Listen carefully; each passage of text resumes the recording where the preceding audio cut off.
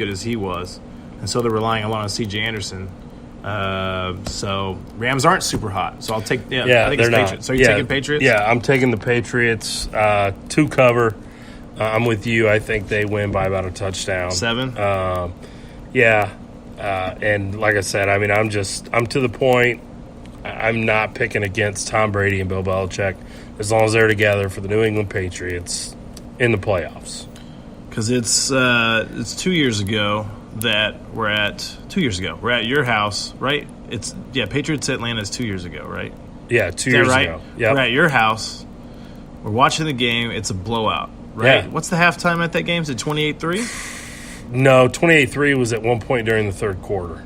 Okay, 21-3. Falcons get the ball and score right away, right? I think so. That's when we all kind of decided to move on and start. I think we started playing some beer pong or something. Yeah. And then all of a sudden you start hearing the TV, da, da, da, da, and we're like, what's going on? Yeah. And they start making a little comeback. I'm like, okay, all right, okay. And then you started seeing the magic. You saw the Falcons totally fall apart. Yep. And they haven't been the same since. Right. Yeah, you see a lot of teams that'll happen too. Yeah. It's like they'll talk about like teams that win championships that have like a Super Bowl hangover or like NBA championship hangover where it's tough to get motivated to play again. Bill Belichick he is so much of a system guy. He's like, we're just going to do what we're going to do and it's going to work. And we're going to get behind. We might get behind. We're not going to panic. We're just going to keep doing what we're doing. Do your job, guys. Just do your job. And they have the benefit of the guy already had 4 rings. And so it's just like, you know what? We're just going through. We're just going to keep playing. And they came behind on some of the other Super Bowls they've won, too. Yeah. With Vinatieri. When Vinatieri was there, he kicked the field goals. Yeah, their first one, against the Rams, the St. Louis Rams, nobody thought they had a chance in that game. I didn't. Because it's the greatest show on turf. Yeah. Greatest show on turf's going to get it done. The Tom Brady, he's a backup. He came in because this guy, Drew Bledsoe, who was arguably a Hall of Famer at the time, looking to be, and, he gets hurt. Tom Brady comes in. What do? They go win the Super Bowl. Yeah, and that's a team. They ran into a team, like we talked about the Eagles. It's the same thing, but they beat the hot team. Rams were, I think the Rams that year. Oh, the Rams were 13-3 or 14-2. Smoking everybody. Yeah. And they came in and just knocked them out. So, 2001. Think about how long ago that is. And Brady's gotten better every single year. I think peak Brady's probably like it's either now or it's the Randy Moss like 07, 08. Yeah. They lost that Super Bowl. But like just as far as like physically, to the Giants. Physically just bombing it down the field to Moss and stuff like that. But right now we might have the smartest Brady or whatever. So yeah, we're both going Patriots there. So the Chiefs did make a hire when we did our last show. Right. They had not hired him yet. But he was one of the 2 guys we talked about. So now that Steve Spagnuolo's hired, what was your kind of initial thoughts? I know last week on the show you said you'd rather have Rex Ryan. Totally rather. I would too. Didn't get him for whatever reason. Spags is the guy. What do you think? So I still rather have Rex Ryan, but that ship has sailed. And it's probably tough to get a guy that has a nice, cushy TV gig because he's getting paid good money. Just sit around and talk football all the time. What's up? That's like the best job ever, right? Yeah, exactly. And he would have had to have enough of an itch to get back to coaching and back to that grind because that's a much crazier grind than waking up and going to the studio. Initial thought is I thought it was trash, but Kelly, our buddy Kelly, said he talked to another guy we play fantasy football with. Vance said he's a Giants fan and said a lot of that stuff that was going on with that defense that he was coaching was not his fault. But the offense is so trash that the defense is on the field all the time. And personnel I think was terrible with him too. The thing about Spags is like we don't need a guy give us a top 10 defense. We need probably like the 20th best defense, 21st, and we'll be good. We'll win a lot of games like that. Mahomes won't have to throw 50 touchdowns anymore. Because he had to this year, he won't. He might not have to next year. I personally think that it is a bad hire, but that remains to be seen. I remember some of those Giants teams. This is the same guy that did beat Brady and Belichick in that Super Bowl, the Right. David Tyree Right. helmet catch. He was the coordinator, Right. For the Giants then. But they were really good on defense, personnel-wise. Oh, yeah. That's like Justin Tuck and Michael Strahan's last year. A few of the other guys there, but those are the big edge rushers. They had a really good inside linebacker that year. I can't think of his name, but I mean, so he had some really good personnel. I don't know that he has that personnel right now in Kansas City. Now you're gonna use your first round draft pick on a defensive guy, I would think. Yeah, all the projected picks right now are all pretty much all defense. So, I mean, maybe it'll get a little better this offseason. Switching to the 4-3. Switching to a 4-3. Which is say it'll benefit D Ford. It will benefit D Ford. Maybe not so much Justin Houston. Yeah. So Houston's either are both those guys up for contracts? Do you know? Just Houston's not. D Ford is. Okay. So the thing on him is they're going to try to work out a long-term deal. I think I saw Arrowhead Pride broke it down. So they're going to try to most likely work out a long-term. If they can't do that, D Ford's actually pretty receptive to the franchise tag while they work on a long deal. Like he's not going to be the guy that doesn't show up because he got tagged. Mm-hmm. They're going to tag him with the intention to re-sign him to a big deal. Okay. That makes sense. Oh, yeah. Because you tag them, and then you don't have to worry about it. And then behind the scenes, you can work on the deal. You can have those conversations with the agents and the lawyers going back and forth with the team. Yeah, I saw some of the stuff, too. Tyreek Hill's not up till next season, or, a couple years. They're talking about going ahead and extending him now. Mm-hmm. And just go ahead and getting that out of the way before they hit that hurdle. Which, if they can fit that with a number he likes under the cap, that's cap friendly. That's fine with me. If they could even front load it a little bit, because we know what's coming in 2020 is the Mahomes $200 million contract that's going to be on its way. Yeah, because Mahomes is going to get paid. There's no doubt that he'll end up being the highest paid when his contract gets signed. He'll be the highest paid quarterback in the NFL. Especially if he has another year that's even close to this year. Yeah, the 50 touchdowns. Yeah, hopefully he doesn't have to.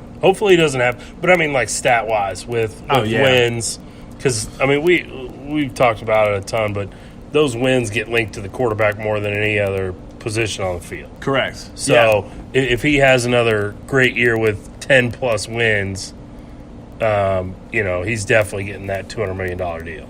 Right. Yeah, for sure. So with Spags, just the deal is, I also thought about another angle. I'd like to see what his record is against Brady. Because I'm wondering if this is like a this guy's. We have to beat New England. Yeah, because if Brady's talking about coming next year, you tell me another team in the AFC. Well, so Chiefs, Patriots, Houston, Texans, Colts. Yep, Colts. Andrew Luck. Yeah, but our bad defense this year looked good against Andrew Luck. True. So Andrew Luck's not great in the Colts. So if your deal is, we want a guy that schemes really well against Brady. And that was why they brought him in. And he's also Andy Reid's buddy. Yeah. It was under Jim Johnson. Jim Johnson's deal. So Reid knows him really, really well. And they've worked together before. And that's a big part of that, too. A lot of coaches bring in guys that they know. Yeah. Even over guys they might be more talented because they know Spags will fit right in and just go with the flow. Yep. He'll do exactly what Reid says. And that's kind of what we talked about last week. Rex Ryan would have been a wild card there because we don't know. Is he going to buy in or – what's he going to do? Yeah. So, like I said, I don't really like the hire, but I'm going to be optimistic and let's hope he has a good year. Yeah, I think schedule's a little tough next year. Yeah, schedule. So you can take a look at that. I think 7 of the teams are playoff teams, or 7 of the games are against playoff teams, and then you still get Minnesota, Green Bay's thrown in there. So it's a tough schedule. Yep. So I remember looking at we said that last year. Yeah. When the schedule came out, so dang, this schedule is really tough. But the Chiefs look really. I mean, they surprised a lot of people this year. Mm-hmm. Not a lot of people had them winning as many games as they did or winning first. I mean, I had the Chargers winning getting first in division. And I wasn't far off from how good I thought the Chargers were going to be. You did pick that. But I didn't think the Chiefs were going to be that good, which is a great surprise. Yeah. So I think next week's show we will go back and look at our preseason picks. That sounds like a good idea. See how wrong we were. And see what we said. We'll go back. We'll read our division winners. I'll write down some notes from what we said in that show, and then we'll kind of have a segment doing that. I don't remember all my picks, but I'm thinking I was wrong about Jacksonville. Yeah. Jacksonville did definitely have I don't know if anybody thought they were going to be as bad as they were real this bad. year. So Bortles regressed all the way. Yeah. To the point where they probably should trade for – they probably should go get – I don't know if Flacco's a free agent maybe. I don't know. Are they going to trade for him? I don't know what Flacco they're going to – Go get Flacco or go get Eli. Yep. I mean, they got to get somebody. So, also, just breaking news, actually, which by the time you guys hear this on Thursday, it won't be breaking news, but just broke right before we went on the air. Whit Merrifield, the Kansas City Royals, signed a new 4-year, $16.25 million contract. Tonight, the Royals announced on Sunday. So, like I said, when you hear this on Thursday, it won't quite be breaking news, but as of right now, it is. So, good sign by the Royals. I mean, he's 30 years old, and, he's going to be a good player for us for the next 4 years. Yeah, so just looking at – he had a really good year last year. Just pulled up his stats real quick. So, his wins above replacement, 5.5, which is a good number. The batting average, 304. So you're getting a 300 hitter. Not necessarily a power guy, only 12 home runs, but he gets the hits and he gets on base. On-base percentage is somewhere here. On-base percentage, he is a 367 dude.